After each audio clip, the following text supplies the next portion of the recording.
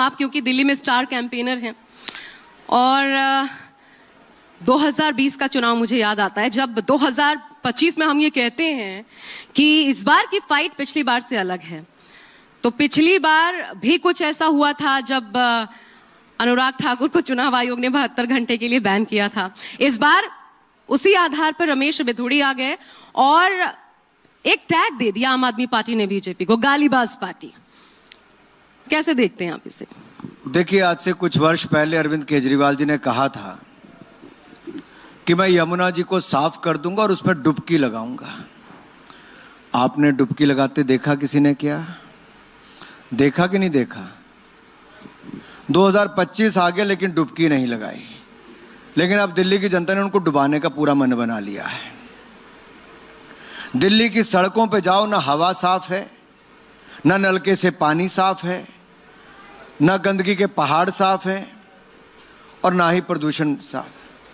तो मैं तो इतना ही कहूँगा, इस बार तो दिल्ली से आम आदमी पार्टी साफ है और ये लोगों ने मन बना लिया है।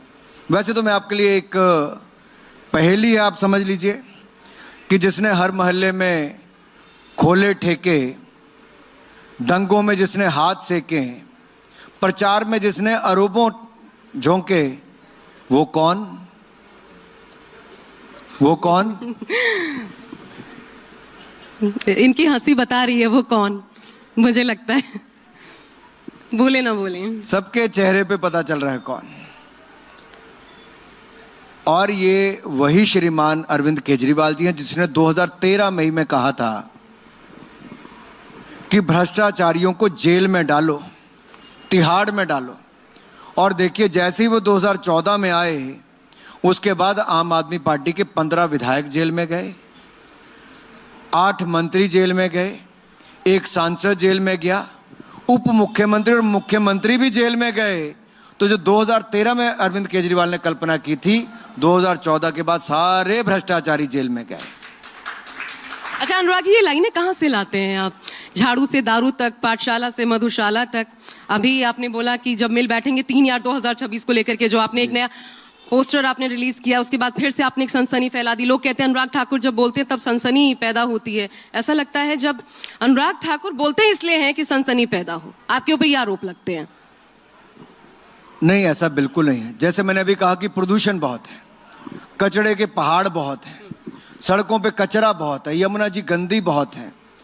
अब ये सारा हुआ तो पिछले 10 वर्षों में आम आदमी पार्टी की सरकार के समय हुआ।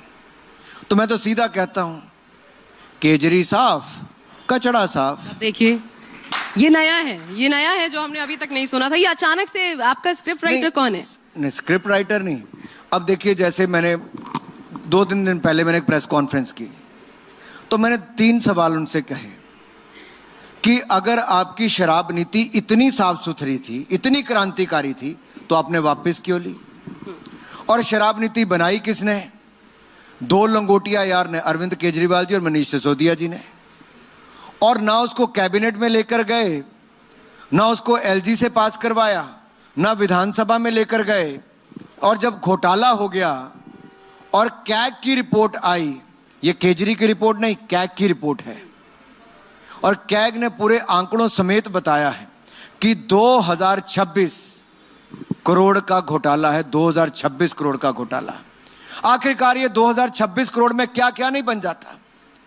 लाखों गरीबों के लिए पक्के मकान बन जाते, हर घर में साफ सुथरा पानी मिल जाता, दिल्ली का प्रदूषण मुक्त हो जाता, कचड़े के पहाड़ खत्म हो जाते। वो तो हो जाता, लेकिन अभी हमारे यहाँ थोड़ी देर पहले मुख्यमंत्री आतिशी आई थी। उन्होंने कहा कि ईडी सीबीआई सभी को आपने पीछे पड़वा दिया, अभी ये काम नहीं कर पाए। तो उसके पीछे उन्होंने ये भी बताया कि एक तो आप सबको जेल में डलवाया आपने, बड़े नेताओं को, और दूसरा जब मनीष सिसोदिया के यहाँ गए तो उनके यहाँ ईडी सीबीआई को पैसों के बंडल मिलते हैं, वो बाकायदा रंगोली बना देते हैं उसकी कि इतना कैश मिला, इतना ये दस्तावेज मिले, इतने प्रॉपर्टी के दस्तावेज मिले, एक उनके बच्चे का झुनझुना मिला।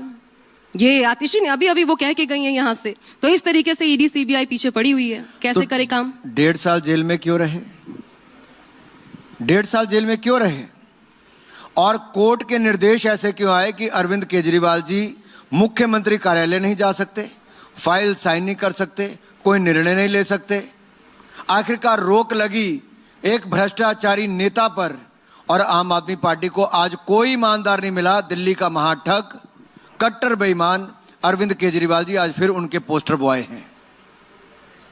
कारण जो बंदा साइन ही नहीं कर सकता वो क्या वापस मुख्यमंत्री बन सकता है? सवाल ये खड़ा होता है कि इन लोगों ने जब राजनीति में नहीं थे तब कांग्रेस से सवाल खड़ा करते थे।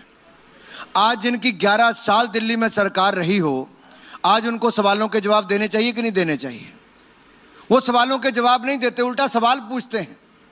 उनसे पूछो कि अरविंद केजरीवाल जी, आपने कहा था बेटियों की कसम खा के कि मैं राजनीति में नहीं आऊंगा, आए कि नहीं आए? उन्होंने कहा था मैं बड़ी गाड़ी नहीं लूंगा, सबसे लंबी गाड़ी उन्होंने ली है। उन्होंने कहा था मैं सिक्योरिटी नहीं लूंगा, एक नहीं 2 राज्यों की ली है। उन्होंने कहा था मैं बड़ा बंगला नहीं लूंगा, एक नहीं 8 बंगले तोड़ के शीश महल बनाया है जो 55 करोड़ रुपए का बना है। आपके घर में टॉयलेट की सीट लगी है कोई गोल्ड की बनी हुई? 5 करोड़ के पर्दे लगे हैं किसी के यहाँ पर? करोड़ रुपए का इटालियन मार्बल लगा है, ये उनके घर पे लगा। स्विमिंग पूल है आपके घर में? ये आम आदमी पार्टी का मुख्यमंत्री है। नहीं, वो टॉयलेट सीट लोगों के नलके में गंदा पानी आता है और उनको वो सब मिलता है। टॉयलेट सीट को जो आप बात कर रहे हैं वो तो किसी ने नहीं देखी तस्वीर, वो तो प्रोपेगेंडा बताया जा रहा है। कहाँ है गोल्ड प्लेटेड टॉयलेट सीट? दिखाइए। ऐसा है और गई मीडिया तो रोक दिया गया दिखाने के लिए। ले जाइए ना मीडिया, जाके देखिए उसको। अब तो देख ही नहीं सकते। जैसे उन्होंने रोक लगाई किस पे? उनकी अपनी पार्टी की सांसद को अपने घर बुलाकर अपने पीए से पिटवाया और सीसीटीवी की फुटेज को डिलीट कर दिया। क्या महिला को पीटना उचित था? अपनी महिला सांसद को? ये कौन सी महिलाओं को इज्जत मान सम्मान देंगे? यही अरविंद केजरीवाल जी उस समय कहते थे कि सोनिया गांधी को जेल में डालो और सोनिया गांधी जी सारे भ्रष्टाचार का सच बताएंगी। आज सच ये है कि आम आदमी पार्टी किसी का जवाब देने के लिए तैयार नहीं है। ये केवल सवाल दागना जानते हैं, जवाब देना नहीं जानते।